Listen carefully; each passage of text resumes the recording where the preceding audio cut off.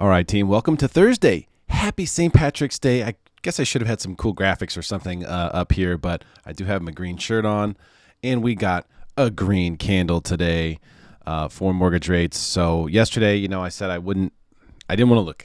I had to quote a couple rates yesterday, and it's like looking in the sun. Oh, so bad. Just frankly, not good. We know why. We know what's going on. Fed's raising rates, going to do it more. Confirming inflation bad for bonds. We get it. We're going to go through this today. I'm going to show you where things are. We're going to look at rates. We're going to look at rates first. Then we're going to get to other stuff. Before we get to rates, I do want to mention one thing. Here, we're doing this seminar. I'm going to put the link in there. This is going to be Wednesday. This coming Wednesday at the American Legion VFW 465 47th Street in San Diego. You want to come check it out? The link will be in the description. You can come see what's up. They give me the chance to speak there, and I'll always do that. If veterans want to learn about the VA home loan benefit, I am there. And there's going to be free food and drinks there. If you want to find this, you can use the link in the description, or you can just follow me on Eventbrite if you want. I only got 129 followers. Help me out. I need help. We can do better than that, team. So I don't even know how that happened, but it is what it is. So plenty of room. It's going to be fun. Very fun atmosphere. Very cool place if you want to come learn more about the VA home loan benefit. Okay, we're going to take a look now at mortgage bonds, and then we're going to look at mortgage rates. Now, mortgage bonds here in a terrible long-term downtrend, and it's been going on for quite some time. We're now pretty much just channeling, right here, something like this. And, it's not good, but it is what it is. We do have some bright spots, at least today was up. As I said yesterday, it probably would be. We would come down here. We had this wick, and what this wick probably meant was that we're going to at least retrace up here to the trend line before we retreat further. Remember, we want bond prices to go higher because that means lower interest rates. So that's what we're looking for. We're hoping for moves up. We've had nothing but moves down all year, really for over a year now. And rates have been steadily going up. Right now we have pretty much the highest rates we've had in 3 years. That's basically where we're at. So what does that actually mean? Well, let's dive in there. Don't you dare log me out. Let's go. Okay. We're going to start with today. We're going to run through, we'll do VA, FHA, conventional, jumbo in that order. We're going to look at conforming balance, which is the lower loan amounts, lower rates. We're going to look at high balance, higher loan amounts, higher rates, and just see where we're at. Now, these aren't going to be pretty. These are going to be the highest ones we've ever seen since I've done this. I didn't do it yesterday. I refused to. I knew rates would probably get a little bit better today, and so I refrained. I just can't take the pain. It's so painful. And it just kind of is what it is. You can see I was quoting an ARM here last. I probably should have been more prepared for this. My bad. We always quote purchases. Okay, we use 780 credit. For VA, we're going to start here. Conforming balance. So this is, conforming balance is anything under 647,200 right now. And so we're going to start with just a $600,000 loan amount, not $6 million. For whatever reason, when I make these videos, my keyboard gets delayed. So it's like it's taking forever to just delete stuff. So I apologize for that. All right, VA purchase. Oh my goodness. It's sticky for some reason. 780 credit, good. Fees are always in. And let's go. All right, let's see where it is, fam. Now, I've locked a couple loans today because, again, we're still in a lock now situation. Lock right now, sooner the better. And especially if you're a broker and you can hedge, you can lock with one bank, flip to a different bank if rates get better like we can. You lock right away to hedge against things getting worse. Although it seems like all the bad news is pretty much priced into this market, why we're seeing stocks rally, while we're seeing pretty much everything rally, because, all the news is out. All the things that were lingering that were bad are kind of out. The war in Ukraine, it goes on, but they're having peace talks, and just doesn't seem as like it's maybe as bad as we thought, worst case scenario. So we're still locking right away. All right, CMG at the top of the chart, as they have been a lot lately. They're definitely coming after market share right now. That's for show. 3.625 on the conforming. But you'll see here, and this is why we got to pay attention to the whole rate sheet and why I always send everybody the whole rate sheet. $110 gets you 3.5. I'm going to call that 3.5. Okay, we don't charge any lender fees, as you can see. Not even a tax service or anything coming up with this bank. So zero there. So $110, just call it your lender fee, and you got 3.5%. That's as good as we're going to see today, team, most likely. Maybe the conforming FHA will be that low, but I don't know. It says I can't see anything. It's still on your website. Okay. Oscar, I see your comments, but I think it's fixed. Correct me if I'm wrong. Okay. So let's go in here to high balance now. Let's get above that 647,200 number.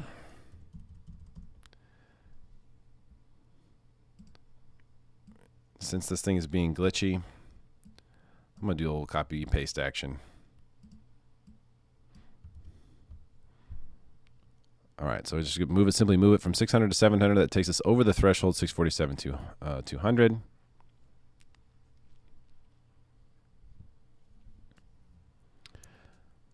All right, high balance VA 3.875. Let's take a closer look. And again, okay, so here, so this bank has, and this is what's interesting about being a broker, is you deal with lots of different banks. It's much more difficult as a loan officer to be a broker, but it's much better for the client. And this is, one of the reasons why banks are all different. But in this case, this bank is trying to give you a par rate or close to a 3.8. Let's call it 3.8, guys. 3.8 for $64. They have there's a $130 mandatory fee there. So for $194, you got the 3.8 on the high balance. Not too shabby. That's 780 credit. Pretty good. But we're still in the threes. So just want to make note of that. We're still in the threes for VA here. We'll probably still be in the threes for FHAs. And then that's going to be that for the threes. And the threes will be bye-bye soon. So my suggestion is lock your rates. Three's going to go bye-bye. Okay. So can I do the math? 682. Let's call it 683. Why am I so bad at this? Okay, so if it's 700,000, 3% would be 21,000. Oh, I see. And then 0.5% would be another 4,000. So let's call it 25,000. So let's call it 675. Close enough. All right. So FHA, this is going to be high balance FHA. Everything else stays the same. So we're going right from high balance VA to high balance FHA. I like to try to compare right up against one another. And okay, FHA, again, high balance FHA has been better than VA. And right here it is again by a couple ticks.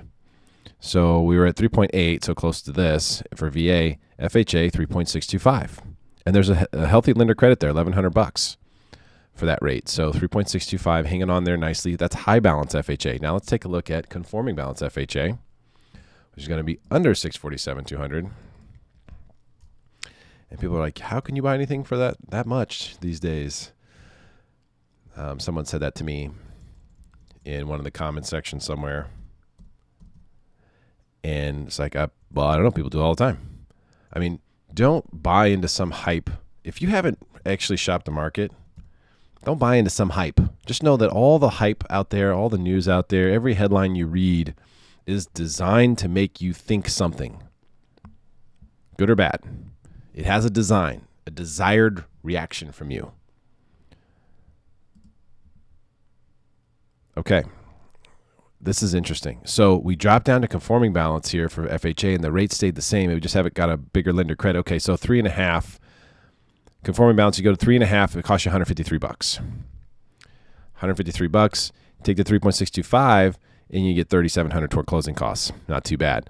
A lot of people, ask about stuff like that. Like, hey, how do I get credits toward my closing costs? You just take a higher rate. Simple. And like in this case, you take a 3.99. On this deal, gets you $10,400. That's going to cover your costs. That's probably going to work. So, that'd be a way to go if you wanted to knock that out. Okay, that's FHA. Let's go to conventional. So FHA loans are not bad, but they are really kind of a last resort. You would really want to do a conventional loan if you could. That would be better for you. It's just you're not going to have to pay mortgage insurance forever. The mortgage insurance is going to be cheaper. If your credit score isn't high enough, though, sometimes you pay no upfront fees like you do with FHA. If you have a lower credit score, though, sometimes FHA is the savior. It's the gap. It'll bridge that gap for you. So let's do conforming balance now for a conventional.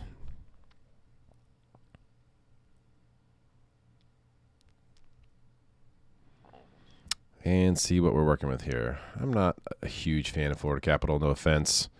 So we're going to actually take a look at Penny Mac, a little more reliable bank source here, 4.374.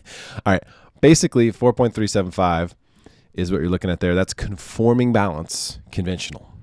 So that's as good as it's going to get at a 780 credit score. That's where we're at. Some people would call that mid fours. It's like 4, 4 1/8, 4 1/4. That's low fours.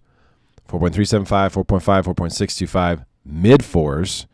4.75, 4.875, high fours. So this is technically mid fours. That's where it's at. That's, of course, we don't charge any lender fees or any points.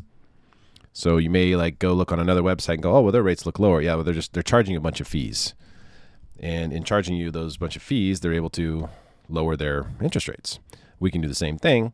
It just usually isn't that wise of a thing to do. Sometimes like these situations that I'm pointing out for you, where it makes sense to look at buying the rate down, sometimes it does. But most of the time, it does not. Most of the time, that is just a gimmick to show a lower rate, to get you to click on something, to get you in front of a salesperson so they can sell you on something. That's how almost all of this stuff works.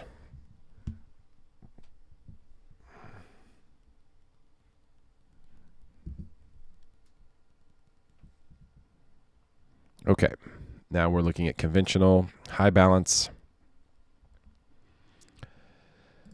4.75 on the Loan Depot wholesale side. 4.75 gives you a nice lender credit, but you're still at 4. So this is high fours. So we just kind of went through it. So mid fours, conforming balance, high fours, high balance. This is our reality. Remember I was telling you 5%, 6% interest rates by the end of the year. That is where we are tracking. We are tracking for that right now. Here's what's going to be interesting, though. Let's look up jumbo, because the last time I looked up this scenario, it was very interesting. The jumbo rates were actually significantly better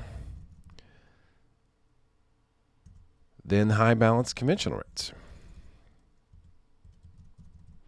So let's take a look. So this is going to be jumbo. We're going to use 1.4 million, 20% down,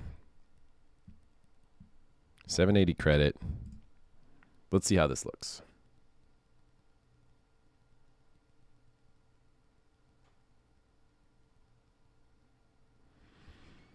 Okay, up a little bit, but 4 1/4. So it's still better.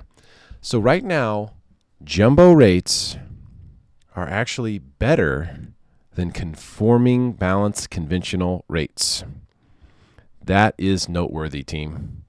That is noteworthy. Quite noteworthy. And it depends on how you're set up from a comp structure standpoint and so forth, but that is definitely very, very interesting.